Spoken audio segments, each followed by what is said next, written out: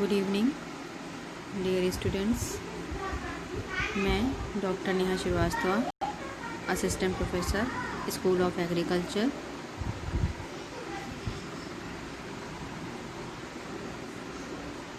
आज के video lecture का टॉपिक है study of genetics of qualitative traits. ये आपकी यूनिट फर्स्ट का लेक्चर नंबर 5 है, जो कि क्रॉप इम्प्रूवमेंट सब्जेक्ट का है। Code GPP 311।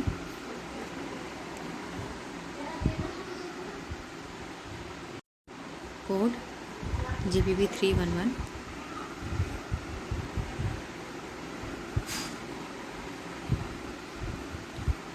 ये आउटलाइंस हैं जिसके बारे में आज हम डिस्कशन करेंगे इन टॉपिक्स पे। सबसे पहले है इम्पोर्टेंस ऑफ टॉपिक, कि ये जो टॉपिक है जेनेटिक्स ऑफ क्वालिटेटिव ट्रेड्स, इसकी क्या इम्पोर्टेंस है, क्वालिटेटिव ट्रेड्स किसे कहते हैं। Next, inheritance of qualitative traits, qualitative traits की क्या इनहेरिटेंस है, कैसे ये आया, क्या और इसका क्या जेनेटिक्स है। एस्पेक्ट्स ऑफ क्वालिटेटिव ट्रेड्स,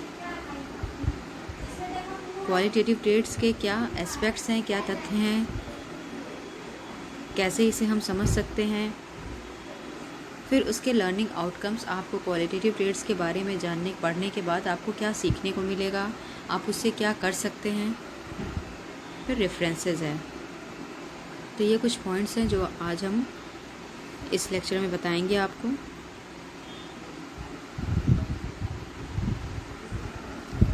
इसके पहले जो मैंने आपको वीडियो लेक्चर दिया था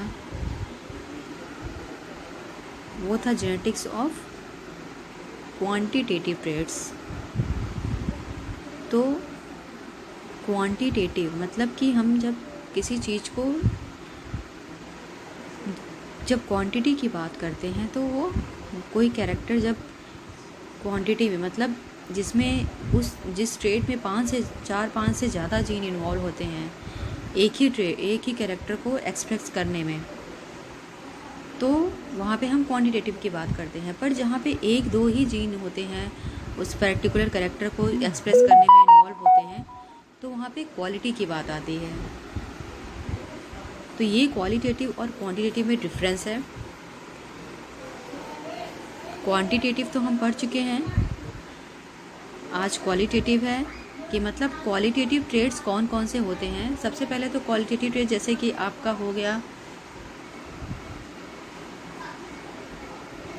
कोई भी क्वालिटेटिव ट्रेड्स आप एज एग्जांपल ले लीजिए।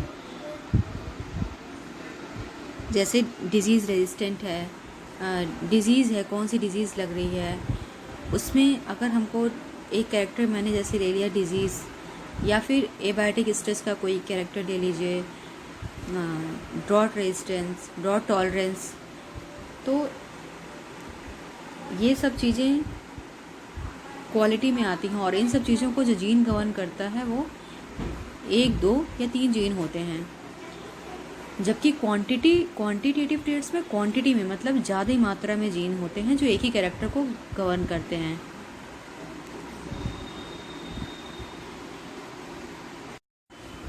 तो ये डिफरेंस है क्वांटिटी और क्वालिटी में। तो आज हम क्वालिटेटिव ट्रेड्स के बारे में पढ़ेंगे।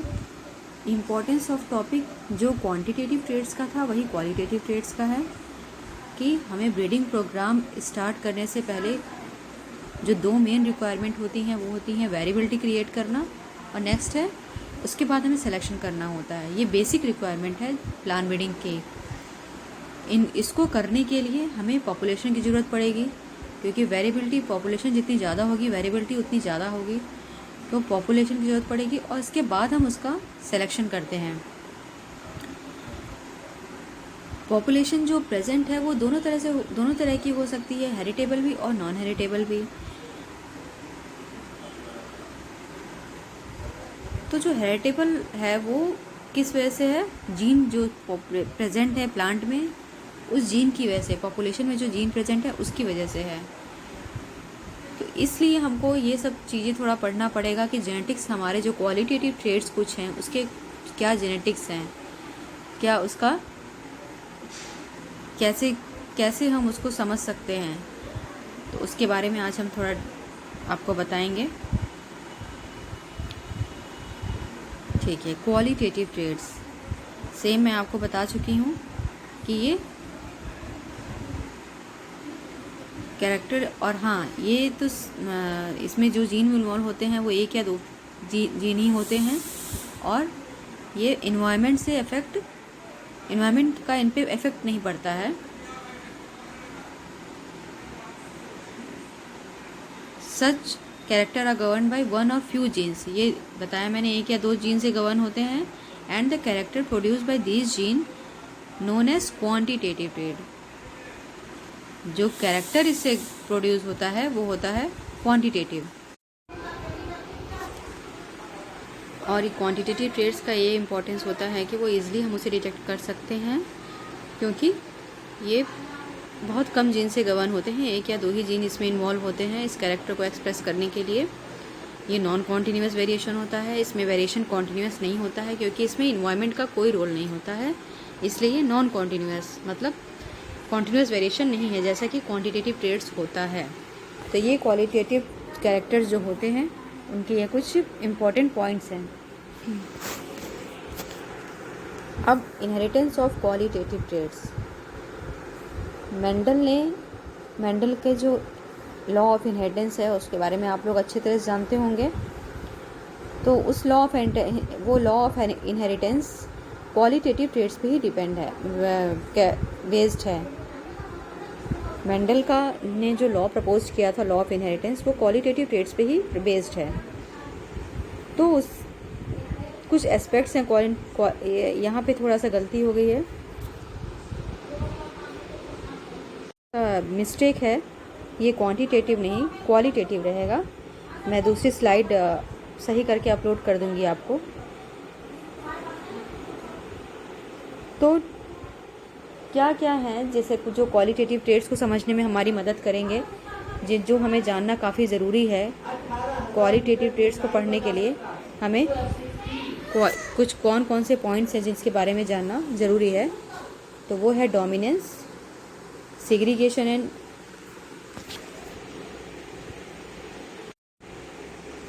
पहला है डोमिनेंस क्या होता है, दूसरा है सेग्रीगेशन एंड इंडिपेंडेंट असॉर्टमेंट, ये मेंडल के ही लॉ हैं जो आपको पढ़ने पड़ेंगे। फिर प्लेयोट्रॉपी क्या होता है, पेनिट्रेंस और एक्सप्रेसिविटी क्या होता है, थ्रेशहोल्ड कैरेक्टर क्या होता है, मॉडिफाइंग जीन का क्या मतलब होता है, इसका क्या रोल है, जीन इंटरेक्शन क्या है और लिंकेज क्या है। तो ये सब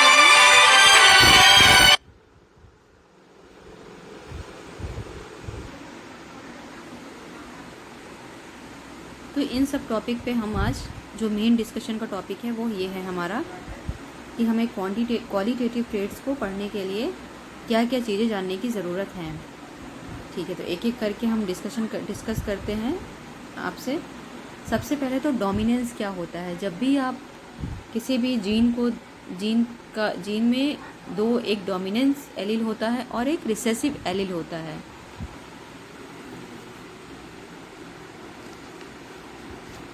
तो डोमिनेंस एलील हमेशा कैपिटल लेटर से डिनोट करते हैं डोमिनेंस को, और रिसेसिव को हमेशा स्मॉल लेटर से करते हैं।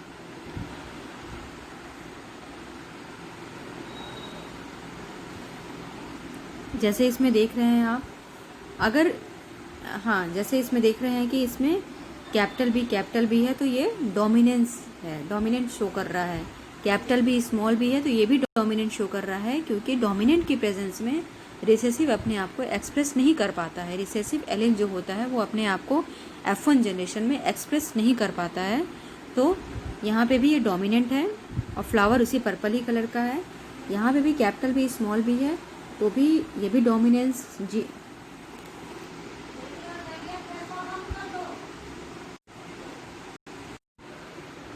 और रिसेसिव एलील हमेशा स्मॉल, जैसे यहाँ पे स्मॉल भी है तो ये वाइट फ्लावर है क्योंकि ये रिसेसिव है। तो ये होते हैं डोमिनेंस और तो हर कैरेक्टर का एक अल्टरनेटिव फॉर्म होता है। जैसे कि आप इसमें देख रहे हैं फूल का कलर का फॉर्म है, दो फॉर्म है, एक ये पर्पल में शो हो रहा है और एक वाइट में हो रहा है। तो जो इसका वाइट है वो उसका अल्टरनेटिव फॉर्म है, और अल्टरनेटिव फॉर्म को डिनोट करते हैं, जैसे रिफर करते हैं एलिल से, उसे एलिल कहते हैं। इसी तरह से जब दो एलिल एक साथ इस एक क्रॉस में अगर हैं तो वो उसमें जब दो एलिल एक क्रॉस में है, एक तो वो अपने इसमें से बस एक ही एलिल है वो खुद को एक्सप्रेस करेगा, जबकि दूसरा नहीं एक्सप्रेस कर पाएगा। तो ये जो एक्सप्रेस कर लेता है अपने को उसे कहते हैं डोमिनेंट, और जिस जीन की वजह से करता है वो होता है डोमिनेंट जीन। ये था डोमिनेंट। और नेक्स्ट है अब आपका सिग्रीगेशन और एंड इंडिपेंडेंट असॉर्टमेंट। सिग्रीगेशन मतलब कि F1 जनरेशन के बाद जो एलिल प्रेजेंट होते हैं वो अलग अलग F2 जनरेशन में पूरे अलग हो जाते हैं और फ्री हो जाते हैं किसी भी के साथ भी कंबाइन होने के लिए। तो जब मैं आपका वेबिनार क्लास लूँगी तो मैं क्रॉस बना के आपको बताऊँगी कि कैसे वो बनता है, वो ज़्यादा अच्छे समझ में आएगा। मेंडल का जो ये लॉ है सिग्रीगेशन का, इसमें क्या है कि जब गैमिट फॉर्मेशन के टाइम पे जो दो एलिल बनते हैं F1 जनरेशन में, जैसे कि इसमें अगर F1 जनरेशन में क्या बना, कैपिटल आर स्मॉल आर, ये आपको दिख रहा है। F1 जनरेशन में कैपिटल आर स्मॉल आर बना, ये आपको दिख रहा है कि ये कैपिटल आर स्मॉल आर बना, और ये F1 जनरेशन फिर ये इससे क्रॉस करेगा, ठीक है, इसी से अपना सेल्फिंग होगी। तो इसी से होगी, यही सेम जीनोटाइप है। जब सेल्फिंग होगा तो F2 में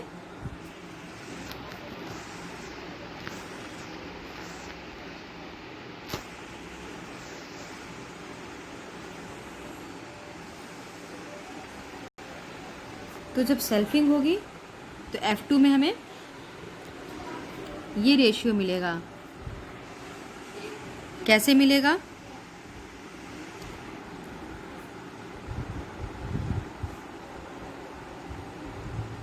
F1 में हमको इससे क्रॉस कराना है तो F2 में हमें, मैं यहीं पे बना के आपको दिखाती हूँ।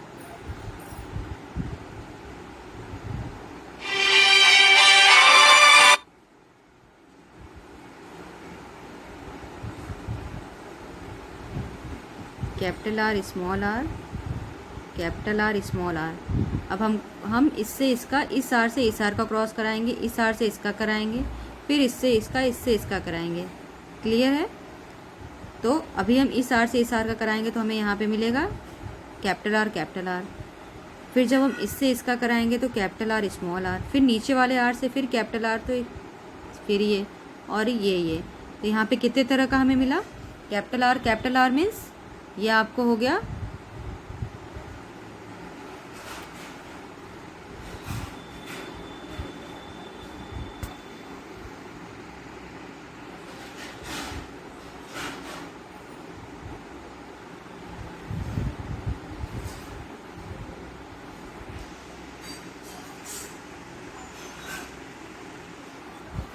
ये वाला जो है, ये कैपिटल आर,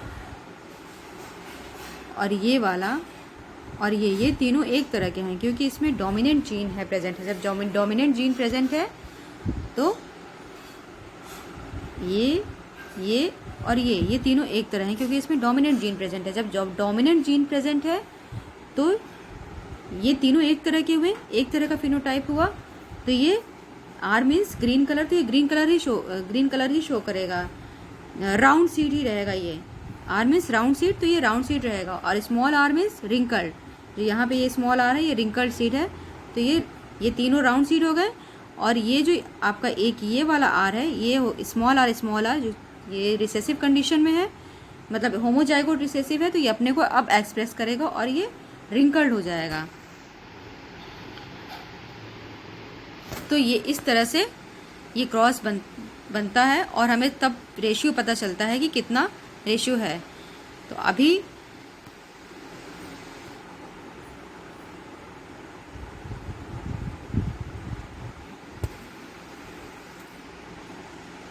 तो अभी जो ये 3 और 1 आपको दिख रहा है, तो 3 जो है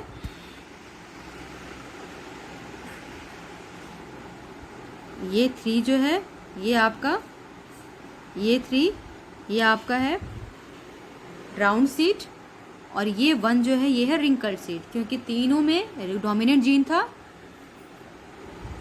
तो वो राउंड सीट हुआ, और ये 1 जो है वो रिंकल्ड सीट हुआ।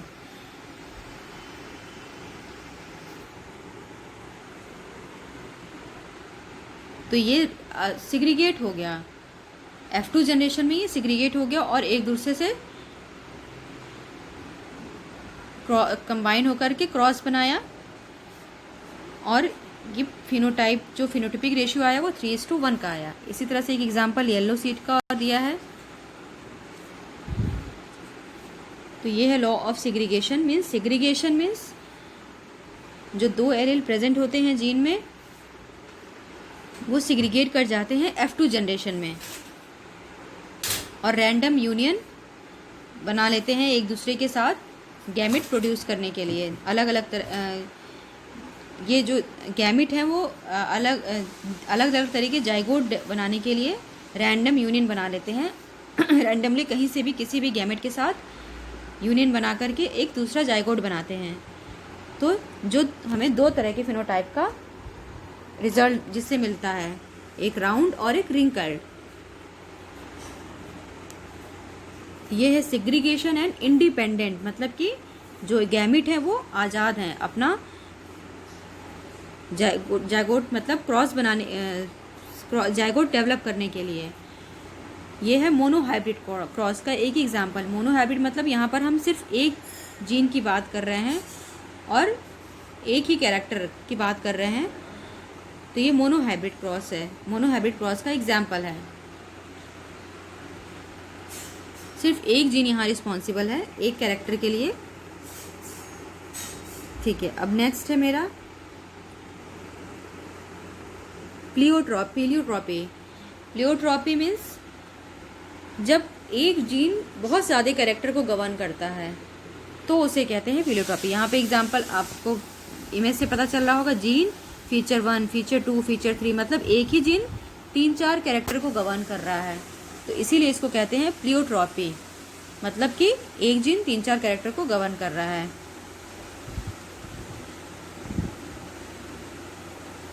इसका एक एग्जाम्पल, हाँ एग्जाम्पल एक है इसका डाई हाइब्रिड क्रॉस इसको कहेंगे, क्योंकि यहाँ पे जीन जो है वो ज़्यादा कैरेक्टर को गवर्न कर रहा है। डाई हाइब्रिड है क्योंकि यहाँ पे 2 जीन हैं,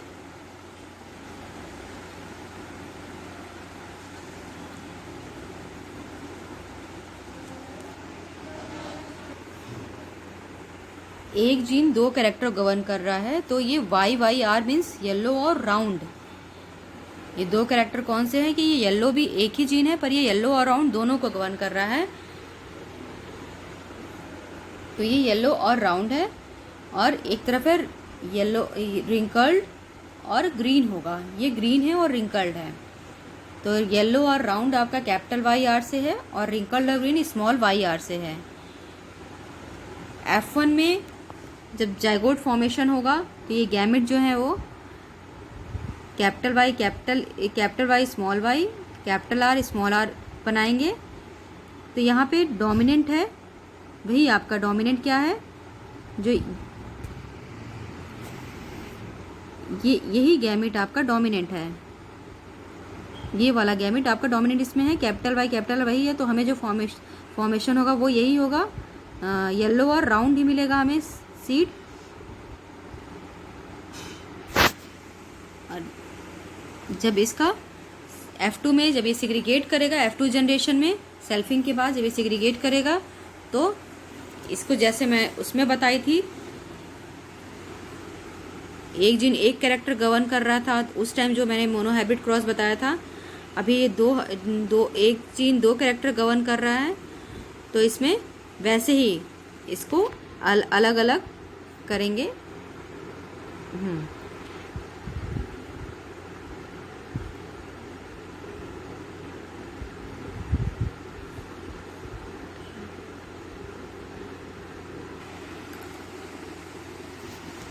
तो यहाँ पे हम अगर इसका सेल्फिंग कराते हैं तो ये वाला वाई आर इससे करेंगे तो ये आपका ऐसे है,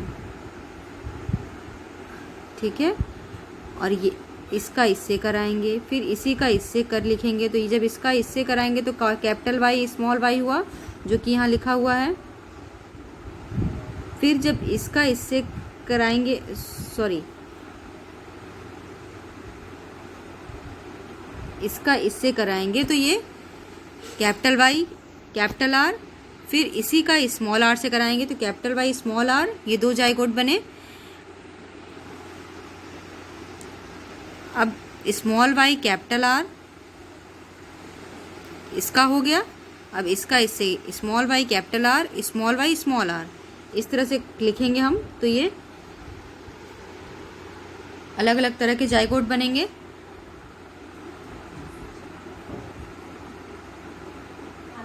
अब इसको कराएंगे इसमें तो इसका इससे क्रॉस कराएंगे, इसका इससे क्रॉस, इसका सब बारी बारी सबका कराएंगे तो हमें फर्स्ट लाइन मिलेगी।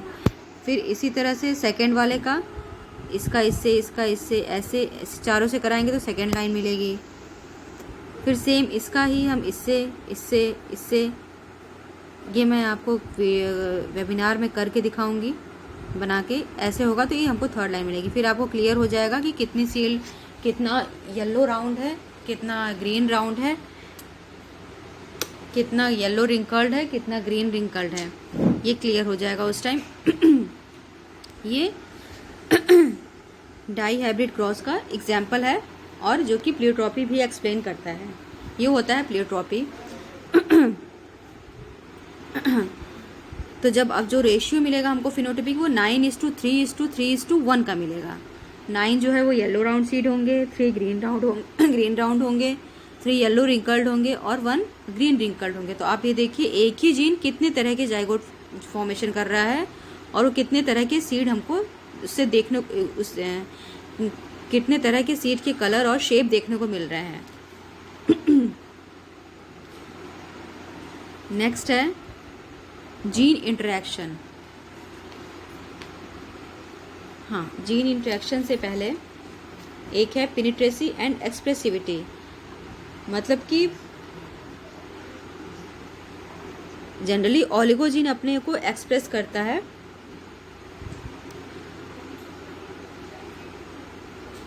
पर कभी कभी कोई ओलिगोजीन अपने को एक्सप्रेस नहीं कर पाता है, तो वैसे जीन को हम कहते हैं इनकम्प्लीट पेनिट्रेंस। और तो ये इसलिए पेनिट्रेंस जो है वो क्या है, कैसी एबिलिटी है, वो एक एबिलिटी है जीन की कि वो खुद को एक्सप्रेस कर पा रहा है कि नहीं उस एप्रोप्रिएट। तो पेनिट्रेसी क्या है, वो एक एबिलिटी है जीन की कि वो खुद को जिस कंडीशन में वो है उसमें वो खुद को एक्सप्रेस कर पा रहा है या नहीं, ये होता है पेनिट्रेसी। जैसे कि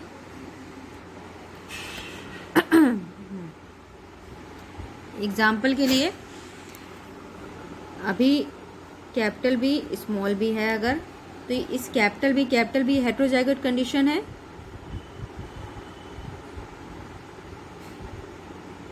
हेट्रोजाइगोट, और स्मॉल बी है तो ये होमो है, कैपिटल बी है तो ये भी होमो है। तो इसमें अब ये देखना है कि जैसे डोमिनेंट को अगर अपने आप को डोमिनेंट एलील को अपने आप को एक्सप्रेस करना है तो वो या तो इस कंडीशन में होना चाहिए डोमिनेंट, या तो ये डोमिनेंट रहेगा, हेट्रोजाइगोट डोमिनेंट रहेगा तभी अपने आप को एक्सप्रेस कर पाएगा, या तो होमोजाइगोटिक कंडीशन में रहेगा तो अपने को एक्सप्रेस कर पाएगा।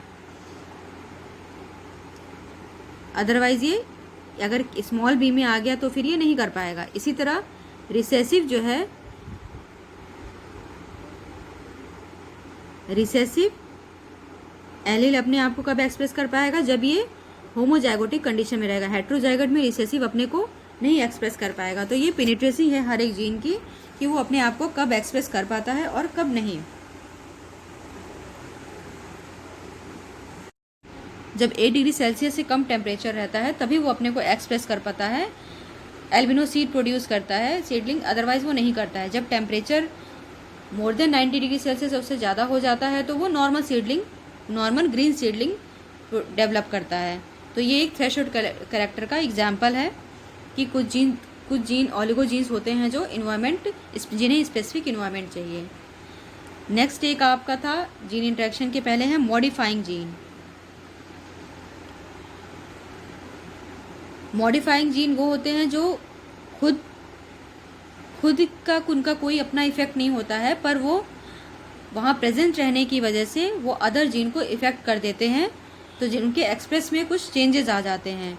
वो होता है उनके मतलब उनके एक्सप्रेशन में चेंजेस आ जाते हैं, तो इसलिए उसको मॉडिफाइंग जीन कहते हैं, क्योंकि वो उन जीन का खुद का अपना कोई एक्सप्रेशन नहीं होता है। वो खुद कोई काम खुद के लिए नहीं कुछ करते हैं, पर अदर जीन को वो उनके एक्सप्रेशन को इंक्रीज या डिक्रीज करते हैं,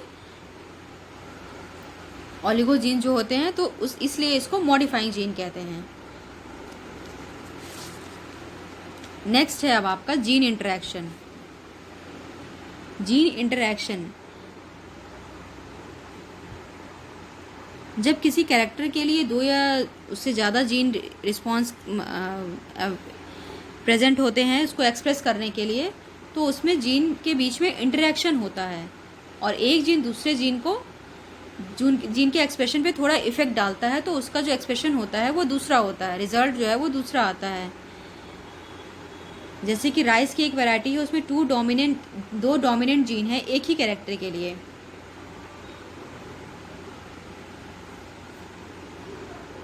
दो डोमिनेंट जीन RC और RD हैं जो कि रेड पेरिकार्प प्रोड्यूस करते हैं। तो यहाँ पे एक ही कैरेक्टर के लिए 2 जीन हैं, तो इनके बीच में जीन इंटरेक्शन होगा। और जीन इंटरेक्शन काफ़ी तरह का होता है, कॉम्प्लीमेंट्री जीन एक्शन, सप्लीमेंट्री। तो ये अलग अलग इसका इफेक्ट होता है कि कॉम्प्लीमेंट्री में क्या होता है, सप्लीमेंट्री में क्या होता है, कि क्या किस रेशियो में बनता है। तो जीन इंटरेक्शन क्या है, वो 2 जीन के बीच में आपस में इंटरेक्शन है जब वो एक ही कैरेक्टर के लिए 2 जीन रिस्पॉन्स होते हैं। तो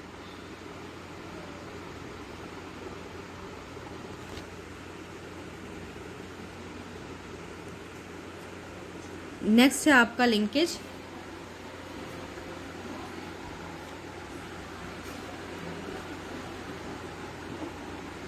अभी हमने देखा कि जो जीन है वो सिग्रीगेट करते हैं इंडिपेंडेंटली, वो F2 जनरेशन में सिग्रीगेट कर जाते हैं और वो इंडिपेंडेंट होते हैं। लेकिन जीन के पास ये टेंडेंसी होती है कि वो मतलब एक साथ 2-3 जीन को दूसरे मतलब इनहेरिटेंस की टेंडेंसी होती है, तो वो सिग्रीगेशन के टाइम भी सिग्रीगेट नहीं करते हैं, F2 जनरेशन में सिग्रीगेट नहीं करते हैं और वो वैसे ही इनहेरिट कर जाते हैं नेक्स्ट जनरेशन में।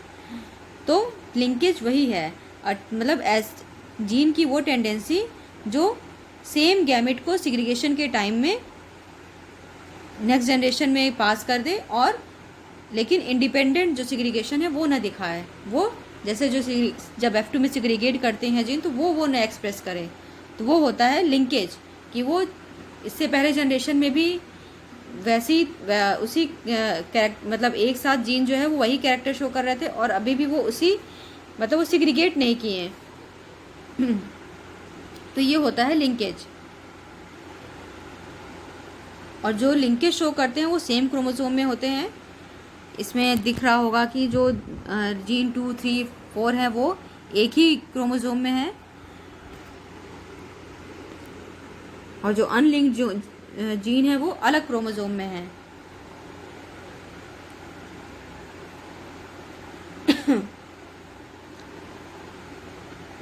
तो ये लिंकेज है।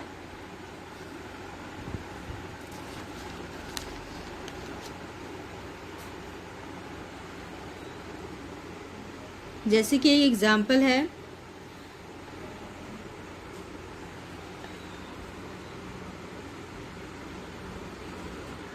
डिजीज़ रेजिस्टेंस का स्टेम रस्ट और लूज स्मट के जो जीन है बार्ली में वो क्लोजली लिंक्ड है एक दूसरे से, मतलब क्लोजली लिंक्ड है।